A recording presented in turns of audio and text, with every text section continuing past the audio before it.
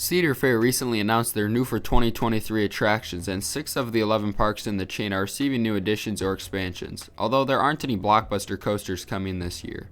However, Cedar Fair has claimed that this is a record year of investment for them, at $200 million. We are going to break down what is coming to every park and give our thoughts on what this means for them.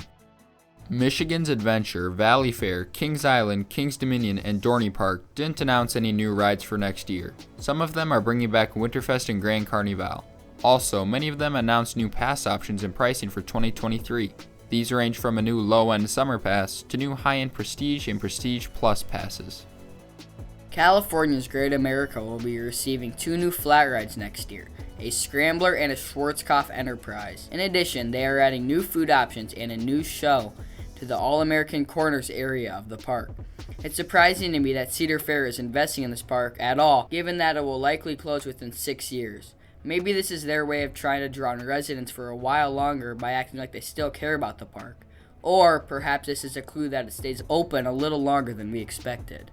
At Knott's Berry Farm, Montezuma's Revenge is being refurbished and rethemed for the 2023 season. This coaster was still operating with its original flywheel launch until this year. The coaster was expensive to maintain, and the park removed both the launch and most of the track, meaning the layout will likely be modified. In addition, the Knott's Berry Farm Hotel will receive huge improvements as they are remodeling both the rooms and all the common areas. Perhaps next year we will finally see that rumored B&M Giga turned mini hyper. Canada's Wonderland will be adding 2 new rides next season, one of them being a first-of-its-kind flat ride called Tundra Twister. This is a new model from Mondial called the Avalanche. Tundra Twister will also sit next to Yukon Striker. It is like a pendulum ride, except it has 2 arms instead of a disc. These arms can also rotate independently of their pendulum itself. It looks like a very interesting ride and will further solidify Canada's Wonderland as the flat ride capital of Cedar Fair. Also, the park will be adding a family launch coaster from Art Engineering called Snoopy's Racing Railway. This addition comes as a surprise to me considering the amount of family coasters at the park. Carowinds is adding a new area themed to aviation, with 5 new flat rides, most of them from Zamperla. Aeronautica Landing ties back to the Wright brothers, who made the first heavier-than-air flight in Kitty Hawk, North Carolina.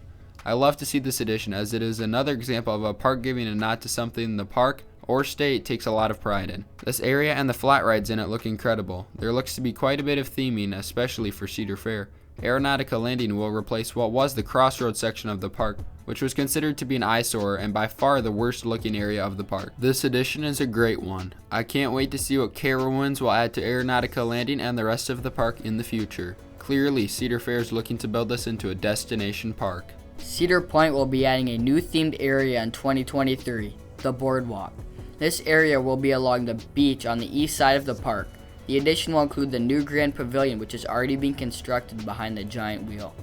Also, the park will be adding a new roller coaster, a Zamperla spinning coaster called Wild Mouse. This whole area will be a throwback to Cedar Point's Boardwalk and the Wild Mouse coaster, which existed from 1959 to 1963.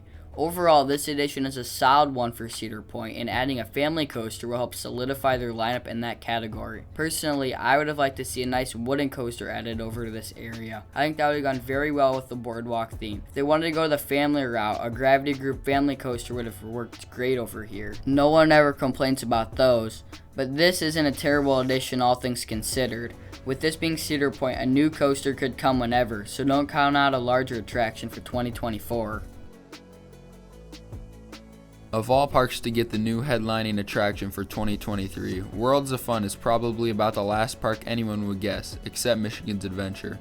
The park is adding a new coaster called Zambezi Zinger, which is the same name as one of the original coasters that opened with the park in 1973. The new coaster will also be the first to be built with Titan Track, a new technology from Great Coasters International, or GCI.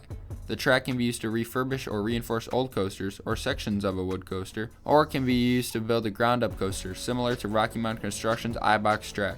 On Zambezi Zinger, however, Titan Track will only be used for the lift hill and for a small stretch of the layout. The rest will be traditional wooden track.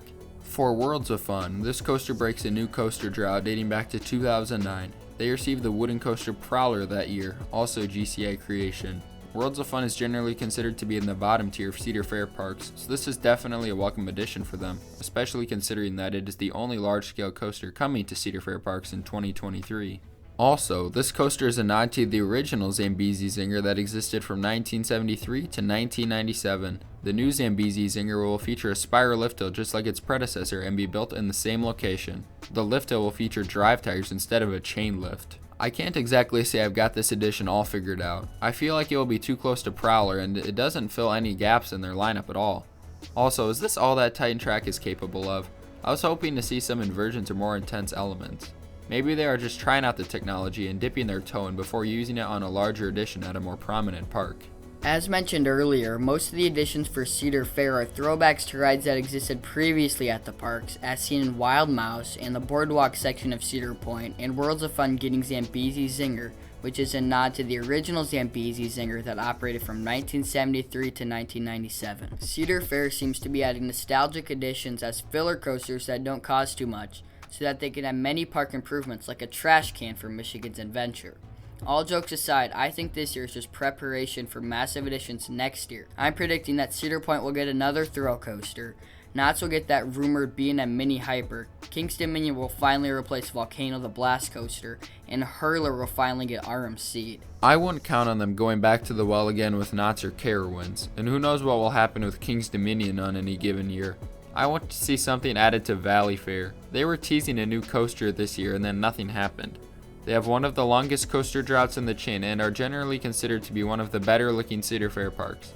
Who do you think will get new additions for 2024? Let us know in the comments down below. Thanks for watching.